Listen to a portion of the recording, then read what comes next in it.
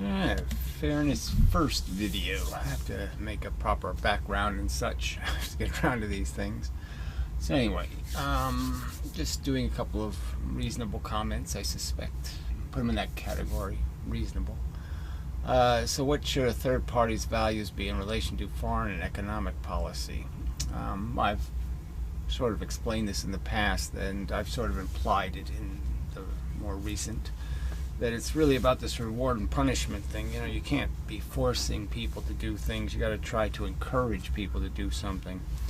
And we spend a lot of money on UN food and other things, and all of that is our bargaining chip.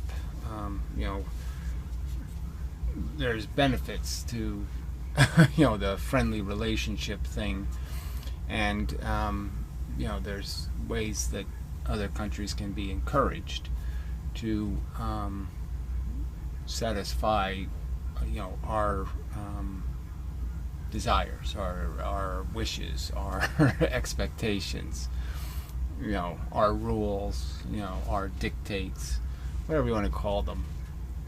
And it just should be a reward and punishment kind of idea. So the same way I would say we should be doing the same thing with children, in the sense that we should try to always engineer a reward rather than a punishment. If we can make it out of carrots rather than whips, let's do it that way. So I would argue that in raising kids, their government probably should have some sort of system where it says incremental. From the time you're, say, 17 to 21, the government gives you $3,000 a year or something, so a total of $10,000 or some kind of number like that. And based on how you behave, okay, we'll decide whether you get the money or not. So if you're a juvenile delinquent and you're getting busted for stealing a car, doing some other kind of crap, you lose your money. You forfeit your money. To pay for your bad behavior, like having a baby or some other kind of crap. And in that way, you'll finish high school, you get a reward for it, a financial reward. And that through those kind of mechanisms, we can encourage much better behavior. We can give people incentive not to want to risk, not to feel like it's for free. Okay, that their little hooliganism. I mean, I have to admit, as a youth, I was a hooligan more than once, and and partly because I didn't have a hard enough expectation of the depth of the price I might be paying for it, something like that. Clearly, kids have some sense of immunity and some sense of they're not going to catch me, but still, the risk would be less likely taken. Is the point. And if we can discourage risk-taking, it's a huge win for us. And so I would argue the same thing can be done with the rest of the world. We can improve their behavior by rewarding them, by satisfying certain standards of behavior in terms of policies in their own countries.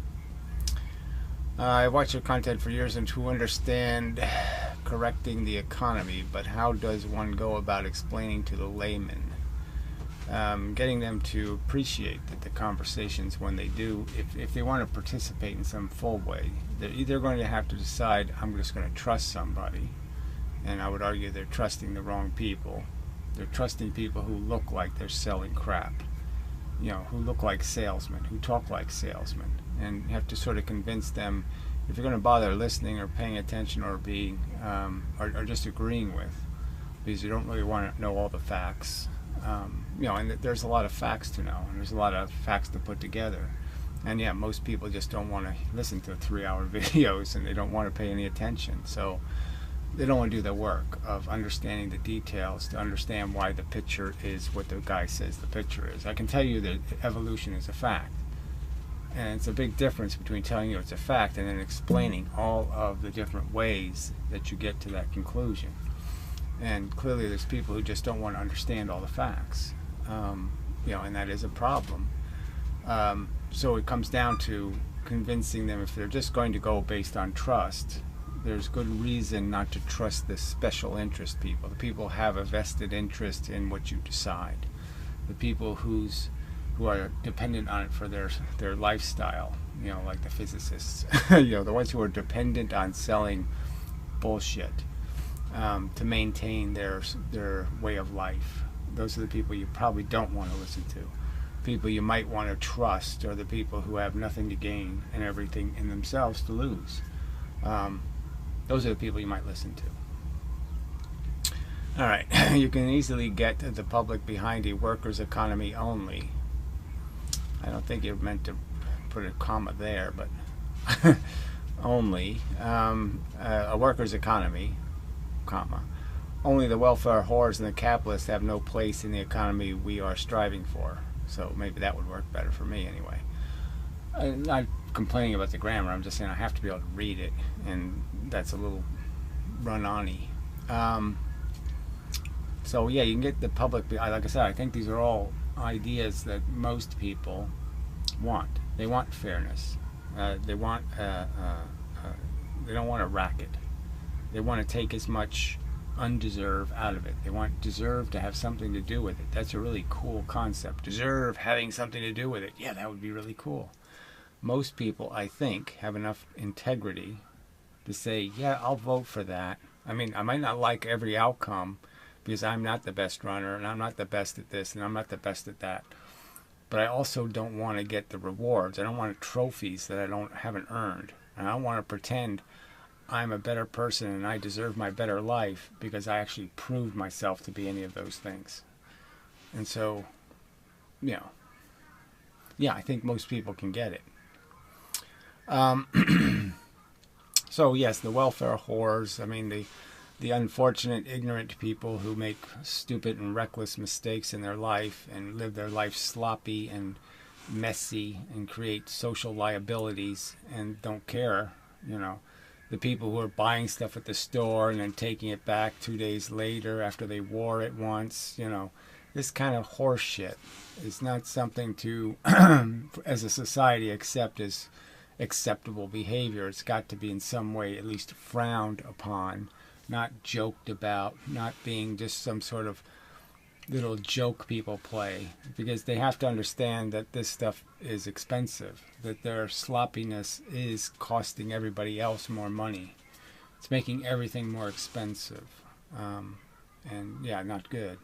And the capitalist, of course, just has to do with the ad revenues and the, all the chicanery that goes with everything, and and all the negative effects of the political correctness and the rest of the negative forces that all of that greed creates. But yes, I think I answered the question anyway. I think it's attainable. It just has to be more than me doing it. I mean, I'm not the poster child for all of this. We have to get somebody who looks better in a suit, kind of thing. But anyway. Foreign policy is critical in the image of the U.S. Well, I don't think images matter much. I think policy does, and words and all that stuff means something. Clearly, we can't undo past crimes, but there's no reason for tomorrow to be convicted by yesterday. So, tomorrow is a new day, and at any moment we can reform our behavior. We don't have to go into it with a what's in it for me attitude. It's going to take decades to walk away from the image of the U.S. intervention in Vietnam. I mean, I think we've already walked pretty far from that image.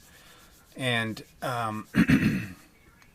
what happened in Iraq and Afghanistan is deplorable. But the only good news is they couldn't have deserved it more. So in that sense, they did deserve it. I'm being glib. Obviously, most of the people harmed didn't deserve what they got. But clearly, as nations, their nations were more deplorable than our. All of our past crimes still don't add up to their present crime. The crimes they commit against their own people, the inequities and the impurity of the whole thing of people living on oil money in the first place, and they're cheaters as much as anybody. I mean, they're taking the money from all the Arab nations. It should be all of the Arab nations, and stealing it all for themselves and all kinds of crap like that. So there's nothing to admire about the nations we've screwed over. But on a human level, yeah, it's all bad. But we wouldn't want the mullahs in Iran in control of anything either, because they'd fuck us up. So, I do understand the importance of policing dangerous countries like North Korea and Iran. I don't know how dangerous North Korea is, frankly. I don't think they have ambitions. They're not like the Islam. They're not trying to take over the world. So it is a different scale. And in some respects, I think they're quite desperate to be part of the world. So if we gave them some breadcrumbs, a trail to follow, they would probably follow the trail. I don't, and it's just because we have made them an evil empire and blah, blah, blah. It's our labeling of them. You're talking about our image. What have we done to other people's images? And why are we going to blame countries forever for past crimes? We're clearly not blaming Germany for, the terrible, awful, expensive World War II. We grew up and figured out that this shit happens and we got to step past it. Germany didn't have to pay reparations for World War II like it had to for World War I, right? So, we knew that game doesn't work. You don't punish people for these kinds of poor political decisions that they make as a nation. You get past it and try to find some better future. And, that's not that hard to do. Like I said, most of the world is sort of in the mood, to make everyone's life better. They're all not looking to, stay in the Stone Age too much. I mean, again, the Afghanistan, certain countries are against that norm, but the real norm is that people want, that they want to have a world where they can have hope, that they can rise above their station and all of that crap. And that's the general trend. Places like China, you can't be denied that, even though they're servants to the, American and European economies, in that role as a servant, they have gained all the skills of the owner, as being part of the cultural inequity. They've learned all the skills of the managers. And so they have every capacity now to compete in being exploitanists. And that's the sad part. But I mean, it's the part where in that process they have elevated, the conditions of a lot of people. It could be so much better if they weren't corrupt. So it's sort of like the Soviet corruption of their socialist system that wasn't very socialist. Well, by any reasonable standard, the Chinese system is even more inequitable in terms of it not being anything close to socialism. It's just social. It's billionaires hiding behind the label of socialist. It's a joke. I mean, it's a capitalist exploitist country. It's not a communist country. Anyway, North Korea and Iran, but we are allied with a scummy, theocratic nation like Saudi Arabia. Well, this is another example where I think we could encourage them to lighten up a little, in terms of none of them believe any of this religious shit. I mean, obviously the people running the show in Saudi Arabia, just like Saddam Hussein, they don't believe any of this horse shit. They're wearing the three-piece suits where they need to, and they're playing the game. Well, I guess the Saudis don't really do that, but I just mean because they don't have to, because they have the money, the oil. But it's all pretense. These debaucherous bums don't believe any of this crap anyway. So it's just a matter of evolving them out of this stupid dictatorship run by this, these silly emperors. Fake Sagan's monarchs. We also enabled China's slave machine because that's how Western capitalists feed their insatiable appetite. But again, that appetite has already sort of been fed. We've already sort of gone as low as they can go in terms of driving people into, the forced march of labor productivity. You can't really squeeze any tighter. and the 12-hour work day and the 70 or 80-hour work week kind of thing. They've already squeezed it. And I guess the only good news is that technology does create an opportunity, for labor to be more skilled than menial and difficult, and so that's an advantage to be taken advantage of in the future. So I don't know what to say. I obviously am not opposed. I'm not for the exploitation of workers, but I'm also understand that the only way we are productive is that we have to have incentives. So I would just change how the incentive dollars are distributed so people are rewarded for working 70-hour weeks and 80-hour weeks. The people who are actually doing the work and sacrificing portions of their life and their health and their welfare, that people get fairly compensated for the sacrifices they're making to economic productivity.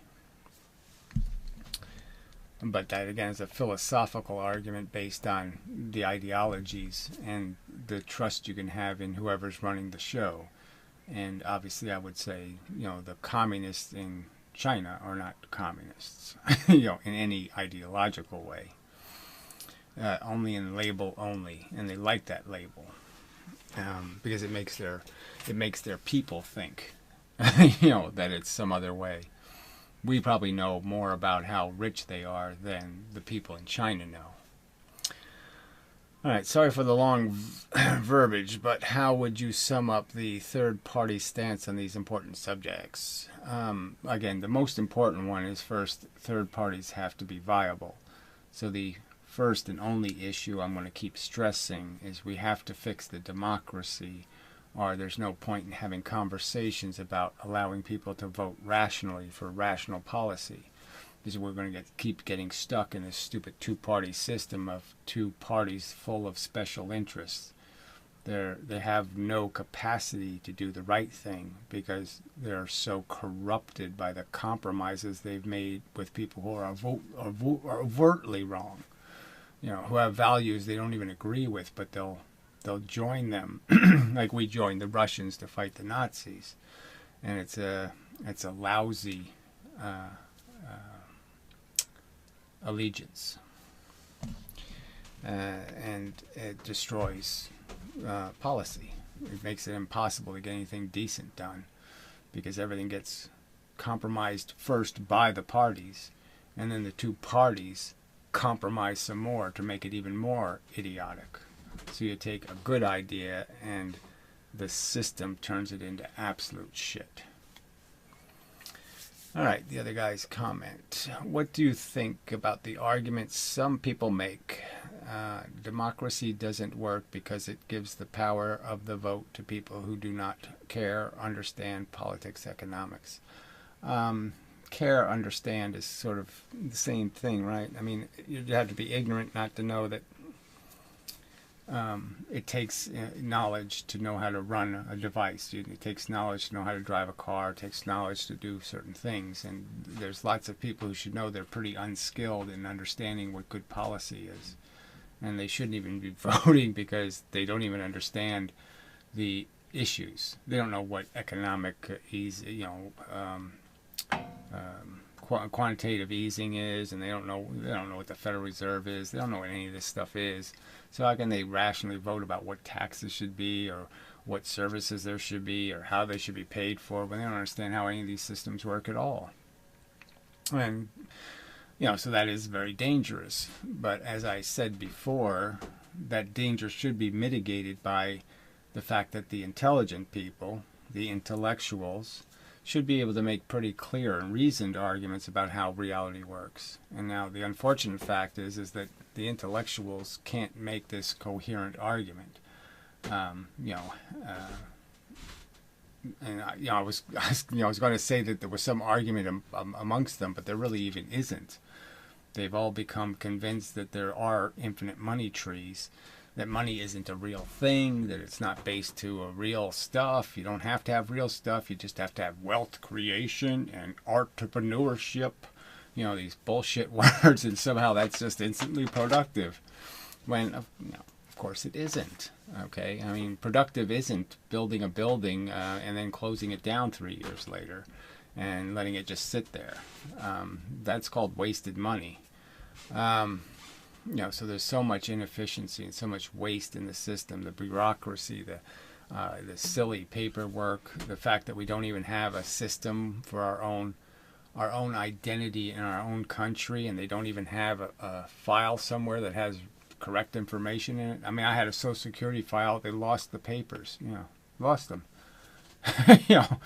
My whole history just. Oh, it's an empty folder. We have the wrong guy's stuff in your folder. Another guy's papers were in my folder. So where the hell's my folder? So some chicanery somewhere, something. But you're just saying that. I mean, we have such a system that's so broken. We can't fix anything. I mean, simple things like, when I voted absentee ballot, they never told me they had disqualified my ballots in 3 elections because the signatures didn't match, because I had a stroke and my signature changed. They never told me. They never informed me that, no, some Republicans disqualified your vote. This is bullshit. The system could be so much better than this. And it sucks because of this very fact that people are stupid and they vote for stupid things. They had a bill in like North Dakota to make judges accountable. That is, if a judge violated somebody's constitutional rights, they'd be held accountable and kicked off the bench and all of that kind of crap. And people voted against it because they thought somehow judges were too harassed. Like somehow judges were under so much stress and they have such a tough job and they're just so... When you couldn't have a simpler job. You couldn't, what the fuck? It's an insane argument that judges were under some sort of pressure to be civilized when they're under no pressure to be civilized. They can write their own checks all over the place. I mean, they have no accountability. There's no check and balance. There's no authority telling them you can't violate the law, which is just amazing. They get to make up the law, and you have to wait for some other court to overturn them. And then even if they get overturned, there's no penalty. They don't get kicked off the bench because they made a lousy decision. I mean, it's an amazingly corrupt system. And because the propagandists were out there saying, no, you'll ruin the judge's independence if you have accountability. And it's like, what the fuck? Is there no argument here?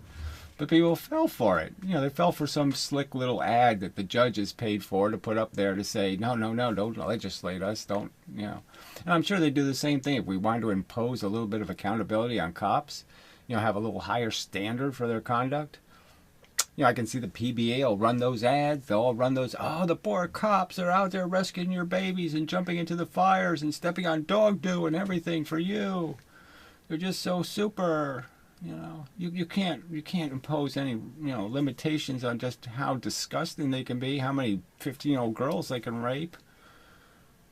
Amazing, just amazing how stupid the average voter is. So so this is another case where I can bring up a couple of things, but these are tough policies. I mean, I myself like the idea of one man, one vote, and I've made the argument that. Yeah, there's dumb people, but the smart people should be able to inform the dumb people that they're dumb, explain to them how they really don't know how anything works and they really should just shut the fuck up. And they just have to make a choice about who they trust. And that they really shouldn't be trusting, again, people doing the Slick Willie stuff, doing the, I'm just going to sell you a bill of goods, some snake oil. I'm going to trick you, and you're trusting me. And those people are rather obvious, like the Trumps. They're rather obvious, that they really don't give a fuck, and they just are doing the what's in it for me thing, and you should know better, Send me some money so I can, get rid of the 8 million votes against me, and it's this money goes in his pockets, Fight the political fight to just pay my bills. I mean, just terrible. Awful things that people get suckered by. So, I mean, so anyway, so this conversation had come up in the past with Anti-Bullshit Man because, he recognizes this is a dilemma, dumb people voting. But, I mean, short of taking away their vote, I guess what I'm saying is, is I wouldn't mind if you could take a test and your vote would count a little bit more. So you don't have to take the test. But if you take the test, you know, you answer the certain number of questions on your ballot, your vote counts more if you answer, say, 10 questions correctly. And they don't have to be tough questions, just questions like, do you know what planet you're on? Do you know who the president currently is? Can you name the president and the vice president? You know, if I give you multiple choice names, can you pick the right ones? I mean, stuff that isn't that challenging. And that, yeah, that vote would count more, you know, 1.5 vote points, you know, versus the standard dumbass who doesn't answer the questions vote. Something like that. I mean, we should create a system, like I said, even having citizen points that you collected during your life, you know, where, you know, you did do some volunteer work and you did this and you did that. You know, all of that should count and mean that you're a little bit more participatory, you know, that you're paying a little bit of attention to your community. You showed up at some council meetings or something, got a few points for that, you know, did a little participating in how the system works. You know, did some walking the streets, you know, of your neighborhood at night to make sure, you know, there wasn't any shenanigans going on, little stuff like that, and it all would add up. And, you know, we'd give a little more voting power to the people who are paying a little bit of attention. You know, even being forced to watch some civics videos, you know, or something, you know, just anything to give people encouragement to pay attention and to know more about the facts, not the bullshit that the Alex Joneses of the world spew, you know, that we all have, you know, that Obama made a whole bunch of coffins with our name on them already. I mean, silly bullshit, you know, fake shootings, you know, I mean, just idiotic conspiracy theories, so fucking idiotic. And, you know, there's a lot of people that fall for this flat earth crapola. You know, and that is dismally sad.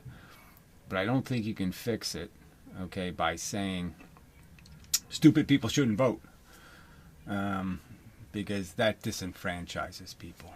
And, you know, then you're doing that thing where they're even more likely to become a menace and more likely to feel like they're right and you're stopping them from being right because, you know, you passed a law against them being dumbasses.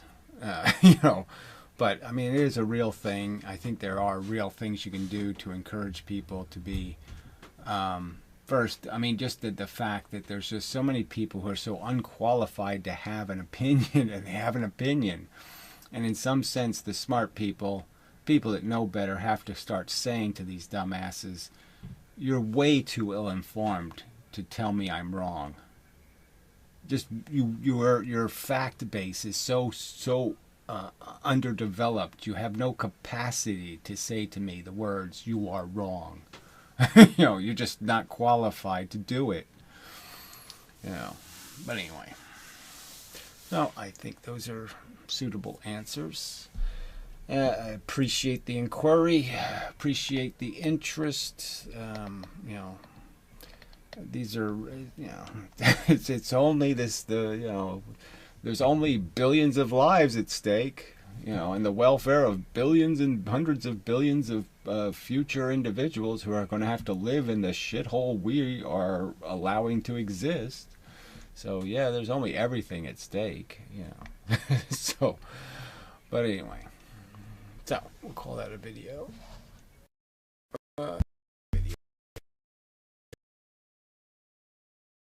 Diamonds 4-1.